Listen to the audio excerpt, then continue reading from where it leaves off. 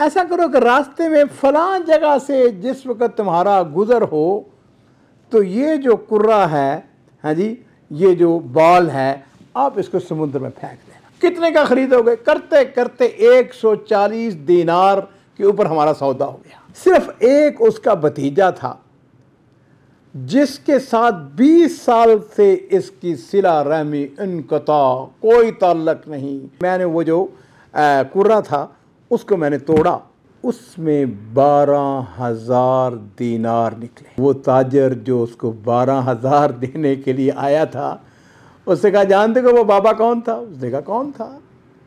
उसने कहा वो मेरा सका चचा था। अस्सलामु अलैकुम वरहमतुल्लाहि वबरकातुहू। बिस्मिल्लाह वस्सलातु वस्सलामु अला रसूलिल्लाह। मुअज़्ज़ज़ नाज़रीन इकराम, आज का जो किस्सा या वाक़या है ये बड़ा ही अजीब व ग़रीब है और मुझे यकीन है कि आप इसको सुनकर हैरान हो जाएंगे। इस किस्से का रावी अली बिन यहया बिन अबी मंसूर, ये अब्बासी दौर के अंदर एक आला हुकूमती ओहदे पर फाइज थे, बहुत बड़े मुनज़्ज़म थे, अदब और शायरी से इनको ख़ासी दिलचस्पी थी। इन्होंने हुकूमत के अंदर रहते हुए बड़े बड़े काम, ये इस वाक़े के रावी हैं। वो कहते हैं कि एक दफ़ा मेरे पास एक ताजर आया और उस ताजर ने ये किस्सा बयान किया जो कि मैंने अर्ज़ किया बड़ा ही अजीब व ग़रीब है। ये ताजर कहता है कि मैं अबुल्ला का रहने वाला हूँ। अबुल्ला जो है अजीज़ो, ये बसरा का पुराना नाम है, आप सबके इल्म में है और ये होना चाहिए, और अगर नहीं है तो कि बसरा जो है ये हज़रत उमर फ़ारूक रज़ी अल्लाह ताला अन्हु के दौर में ये शहर आबाद किया गया था। बहरहाल चूँकि इसका पुराना नाम अबुल्ला और नया नाम जो है वो बसरा, और ये इराक़ का शहर है। कहता है कि मैं तजारत के लिए हम चाइना जाया करते थे। पुराने दौर की ये बातें हैं, ये चाइना के साथ, इंडिया के साथ, श्रीलंका के साथ ये तजारत जो थी ना ये पुरानी चली आ रही थी, बल्कि आप इसको आगे बढ़ाएं तो इंडोनेशिया तक। खैर, कहता है कि मैं सफ़र की तैयारी कर रहा था, अपना सामान वगैरह इकट्ठा कर रहा था कि एक बूढ़ा शख्स मेरे पास आया। उसने आके मुझे कहा, मेरे बेटे मेरा एक काम करोगे? मैंने कहा बताएं आप क्या काम है? उसने कहा नहीं ऐसा करो कि मामूली सा काम है, कोई बड़ा काम नहीं है, पहले मेरे साथ वादा करो कि मेरा काम तुम करोगे। कहते हैं कि उसने इस अल्लाह के साथ मेरे साथ बात की। मैंने कहा ठीक है तम। उसने कहा मैंने पहले और कई ताजरों से कहा तो उन्होंने इनकार कर दिया है, लेकिन तुम मेरे साथ वादा करो कि मेरी बात जो है या मेरे साथ जो वादा करोगे पूरा करो। मैंने कहा बताएं क्या है? कहने लगा छोटा सा काम है और वो ये है कि मेरे पास एक शीशे का एक कुर्रा है, तो तुम जा रहे हो चाइना, ऐसा करो कि रास्ते में फलां जगह से जिस वक़्त तुम्हारा गुज़र हो तो ये जो कुर्रा है, हाँ जी, ये जो बॉल है, आप इसको समुद्र में फेंक देना। देखिए मैंने उसे कहा मैं ताजर आदमी हूँ, मैं अपने साथ अपनी तजारत का सामान लेके जा रहा, हम इन झंझट के अंदर नहीं पड़ते। उसने कहा बेटे देखो, 1 मिनट पहले तुमने वादा किया था कि मैं तुम्हारी बात मानूंगा और जो तुम काम कहोगे उसको करूंगा। कहता है मैंने बादल नहास तक कहा ठीक है। लो जी, वो शीशे का उसके पास वो कुर्रा था और काफ़ी वज़नी था। वो कहता है कि मैंने उसको उठाने की कोशिश, मुझसे तो नहीं उठा, लेकिन मैंने अपने नौकरों से कहा, जो ग़ुलाम थे उन्होंने उठा के खैर। कहते जिस वक्त जाने लगे हम चाइना, तो उस वक्त जो मैं अजीज़ो आपको ताज्जुब होगा कि एक जहाज़ नहीं होता था, आज तो बड़े बड़े जहाज़ बन गए ना। उस ज़माने में ज़ाहिर बात है कि वो सफ़ीना, तो वो एक सफ़ीना नहीं बल्कि 8-8 10-10 सफ़ीने जो हैं उनको वो रस्सियों के साथ इकट्ठा कर लेते थे, बांध लेते थे ताकि वो इकट्ठे चलें।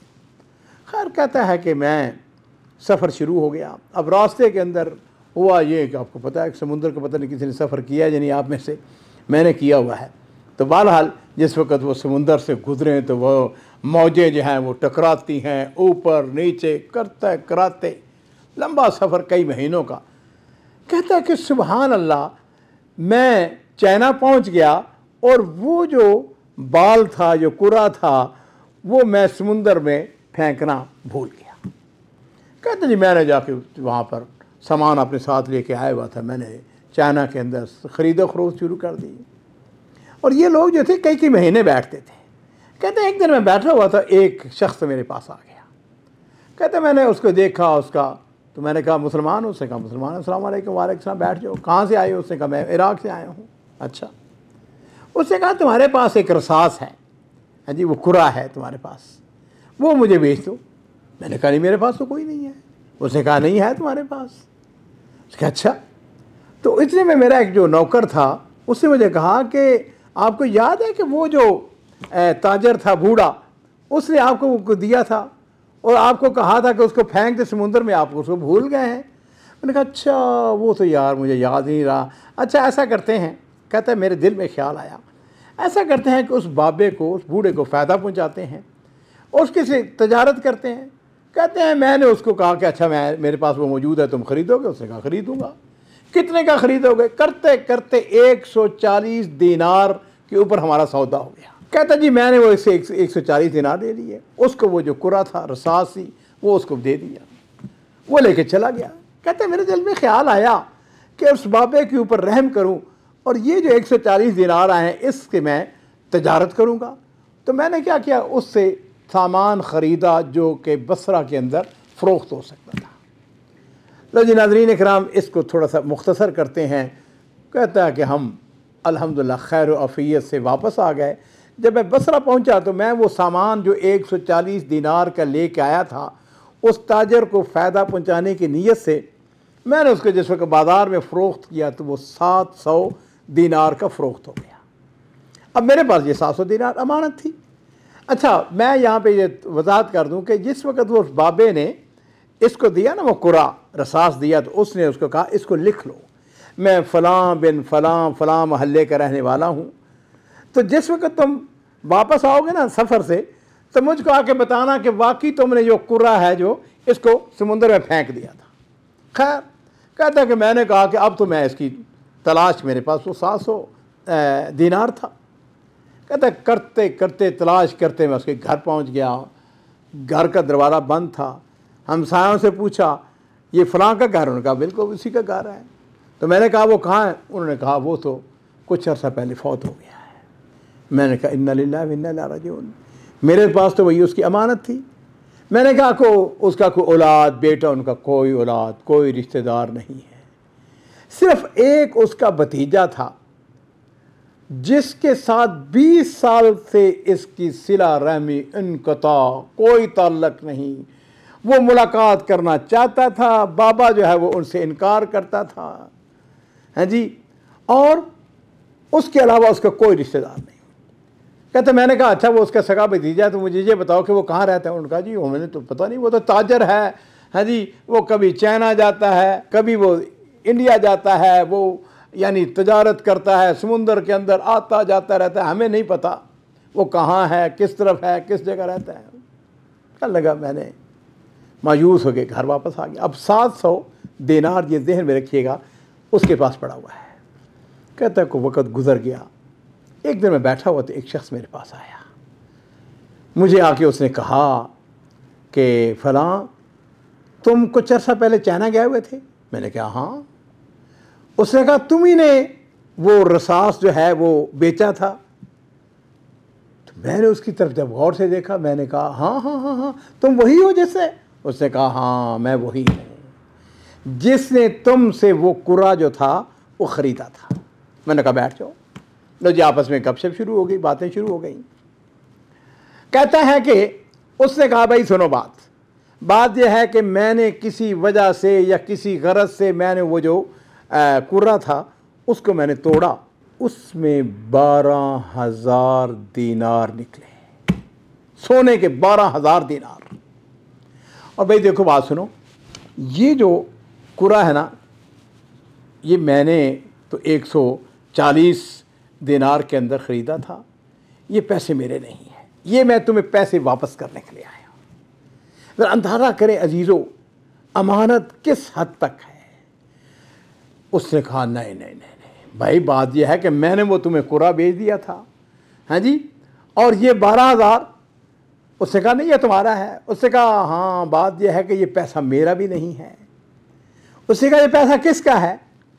उसने कहा कि ये एक बाबे का है जिसका नाम फ़लाँ बिन फ़लाँ बिन फ़लाँ है। और नाज़रीन इकराम, आपको ये ताज्जुब होगा कि वो ताजर जो उसको 12,000 देने के लिए आया था, उसने कहा जानते हो वो बाबा कौन था? उसने कहा कौन था? उसने कहा वो मेरा सका चचा था। गुज़श्ता 20 साल से मेरी तमन्ना, मैं कोशिश खाज करता रहा उसके साथ मुलाकात करने के लिए, और लेकिन वो मुझसे मिलने से इनकारी था। मैंने कहा सिर्फ 12,000 की बात नहीं है, ये 700 दिनार और भी है। नाज़रीन इकराम, इस कहानी का इख्तिताम पता क्या है? वो बाबा जो था, अल्लाह ताला उसको माफ़ करे, अल्लाह ताला मग़फ़िरत करे उसके पास दौलत थी। वो नहीं चाहता था कि उसका अकलौता भतीजा उसकी दौलत का वारिस बने। उसने एक हीला अख्तियार किया, उस कुरा के अंदर वो 12,000 दिनार जो है इस ताजर को दिया कि इसको समुंदर के अंदर फेंक दे ताकि वो उससे फ़ायदा हासिल ना कर सके। लेकिन मेरे रब की ज़ात जो है अजीज़ो, वो बहुत बड़ी कुदरत वाली, ताकत वाली। अल्लाह ताला जो चाहते हैं वो करते हैं। ये जो नौजवान था, जो उसका भतीजा था, ये तो सिला रहमी करना चाहता था। और मेरे माँ बाप कुर्बान हो, नबी करीम सल्लल्लाहु अलैहि वसल्लम की हदीस हमने कई दफ़ा बयान की है कि मन अहब्बा अन युबसत लहू फी रिज़्क़िही व युनसा लहू फी असरिही फलयसिल रहमहू। जो ये चाहता है कि उसके रिज़्क़ के अंदर इजाफ़ा हो, उसकी उम्र लंबी हो, उसको चाहिए कि वो सिला रहमी करे। ये नौजवान तो सिला रहमी करता था, लेकिन बाबा नहीं चाहता था। लेकिन अल्लाह ताला ने किस तरीके से वो दौलत उसको देनी थी, आपने सारी कहानी सुनी है। आप इस कहानी को दोबारा सुने, आपको अंदाज़ा हो जाएगा अल्लाह जो है वो मुदब्बर है। जब अल्लाह ताला किस चीज़ का इरादा करते हैं ना, उसको क्या कहते हैं? कुन फयकून, हो जाता है। अल्लाह ताला इसको सिला रहमी का बदला देना चाहते थे, और उसको सिला रहमी का बदला जिस तरीके से मिल गया वो आपने इस कहानी के अंदर सुन लिया है।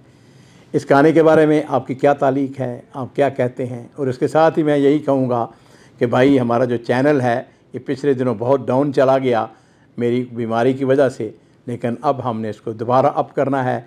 इसको सब्सक्राइब करें, और ये जो इसके ऊपर आपके अपने कमेंट्स, अपनी तालीकात वो लिखें। यकीनन मुझे बड़ी मसरत होती है। मैं अल्लाह ताला से दुआ करता हूँ कि अल्लाह ताला मुझे और आप सबको अपने रिश्तेदारों के साथ ज़्यादा से ज़्यादा हुस्न सलूक करने की तौफ़ीक़ अता फ़रमाए।